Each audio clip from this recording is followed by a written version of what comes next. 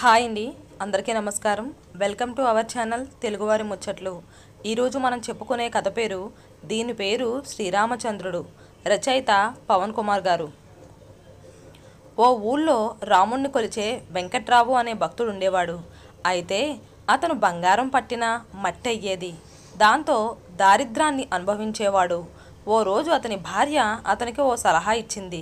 రాముణ్ణి మనం దరిద్రం తీర్చమని ప్రార్థించరాదు, ఆయన మీ కోరిక తప్పక తీరుస్తాడు. పిచ్చిదానా, మనకేం కావాలో ఆయనకు తెలీదా?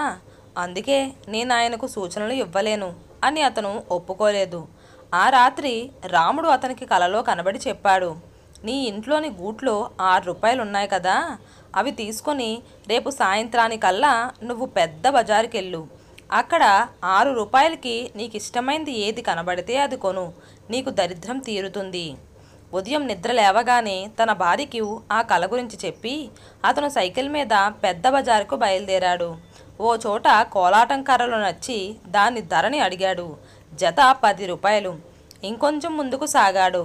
వేలం పాట వేసే ఓ హాల్లో బొమ్మల్ని వేలం వేస్తున్నట్లు బయట బోర్డును చూసి లోపలికి వెళ్ళాడు. గోడకి ఓ పెద్ద చిత్రకారుడు గీసిన బొమ్మలు వేలాడుతున్నాయి. వాటిని కొనడానికి ఖరీదైన దుస్తుల్లో డబ్బున్న వాళ్ళు చాలామంది వచ్చారు. అతను వెనక్కి తిరిగిపోతుంటే పిచ్చి గీతలతో గీసిన ఓ బొమ్మను చూపించి చెప్పారు నిర్వాహకులు, దీని పేరు శ్రీరామచంద్రుడు. దీన్ని గీసింది దీపక్ అనే 6 ఏళ్ల కుర్రాడు. మా పాట 5 రూపాయలు.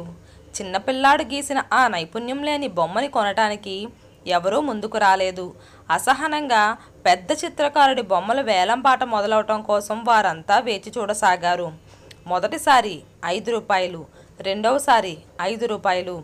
అది రాముడి బొమ్మ అవడంతో వెంకట్రావు గట్టిగా 6 రూపాయలు అన్నాడు. 6 రూపాయలు ఒకటోసారి, రెండోసారి.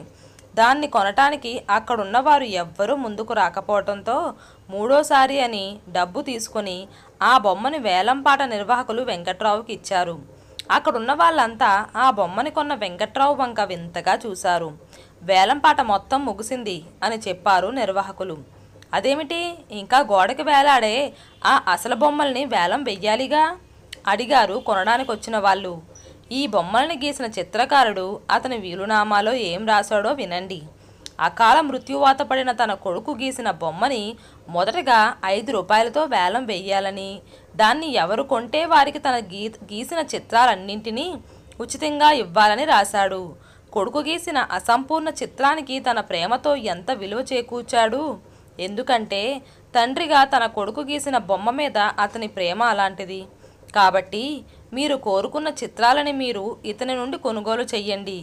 ఎవరైనా దేవుణ్ణి కానీ దేవుడిచ్చిన మనసును కానీ నిజంగా ప్రేమించగలిగితే అతని విలువకు 10 ఇంతలు విలువను చేకూర్చడానికి, అవి మీకు సహకారం అందించడానికి ఓ తండ్రిగా మీ వెంట ఉంటాయి.